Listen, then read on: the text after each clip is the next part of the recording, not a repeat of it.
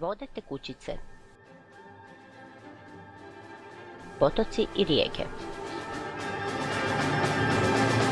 Vode koje teku nazivamo tekućice. To su potoci i rijeke.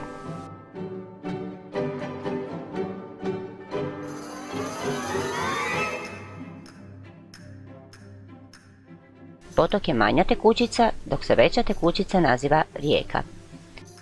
Mjesto gdje rijeke i potoci izviru, gdje je njihov početak, zove se izvor.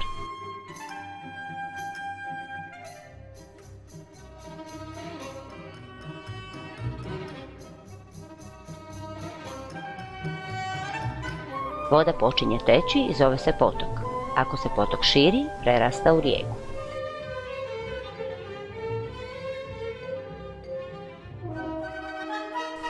Kada naglo prelazi na niže područje, rijeka se prelijeva i nastaje slap.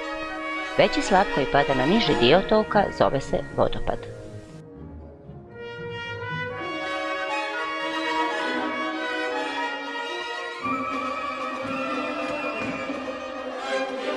Svaka tekućica ima i svoje korito, udubljenje kojim rijeka ili potok teče.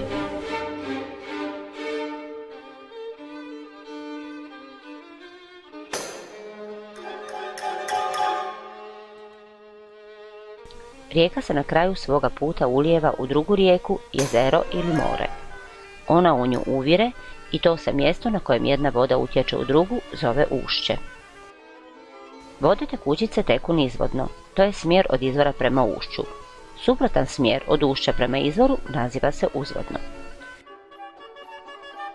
Kada se okrenemo u smjeru kojim teče rijeka, s naše lijeve strane je lijeva obala, a s desne strane desna obala rijeke.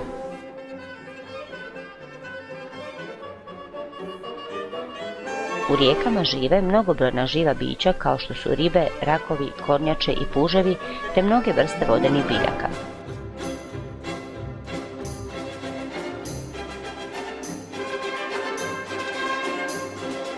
Ptice močvarice, brojni kukci i razne vrste biljaka žive na obalama rijeka. U rijeke i potoke, kao i na njihove obale, ne smije se odlagati otpad kako bi se sačuvala čistoća vode i bogatstvo živog svijeta.